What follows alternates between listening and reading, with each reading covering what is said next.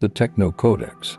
Book 2, The Marked Khan. Chapter 1, The Vomit Before the March. And so begins the second sacred ledger, the Book of the Marked Khan. I, Grack Gar, priest of the old iron sanctuary, record now what the fading lights dare not. It was the first goblin Khan May. His bones never rust who saw the mark on the child. Not just any goblin babe, not some ditch-born rigor, but the one chosen at birth, touched by the shimmer of the Father beyond. He was quiet, marked on the back of the neck with 3 spiral lines. The first Khan looked upon the child, whispered, "This one will return the flame when the tower falls," then sent him far, far from the city, to the Isle of Clangs.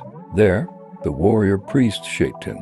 They taught him the blade, the glyph, the secret math. He bathed in iron salt waters. He swallowed ash to remember hunger. He knelt before sacred rust to learn humility. And as the grinds passed, he aged. But he waited, always waiting. Then, on the day the first Khan died, when the sky trembled and the bells went mute, the marked one's sigil pulsed. It glowed, so bright, some said it wept light. And he vomited. In disgust, he saw it all. The visions came.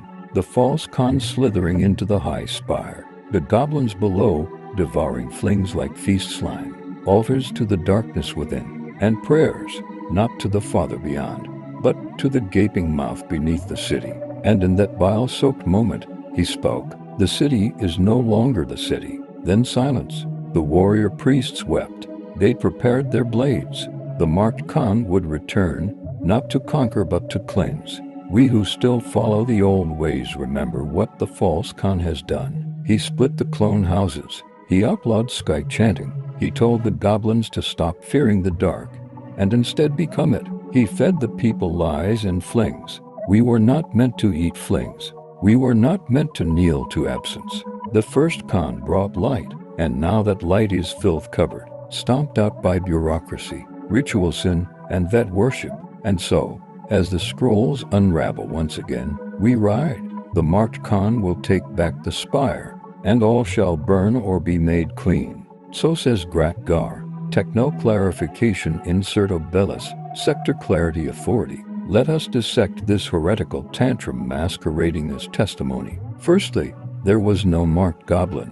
Spiral sigils appear regularly due to clone, batch compression errors, and fungal rash mutations. We do not divine destiny from dermatology. The Isle of Clangs is a penal island used for storing obsolete war priests and unsellable theater goblins. There is no confirmed academy, no iron salt rituals, and certainly no sacred ash consumption. That is a sanitation failure.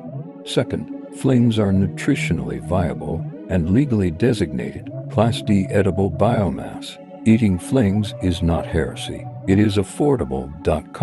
Third, the darkness within does not exist. If it did, we would have digitized it, categorized it, and extracted licensing revenue from it. There is no gaping mouth beneath the city. There is only pipe.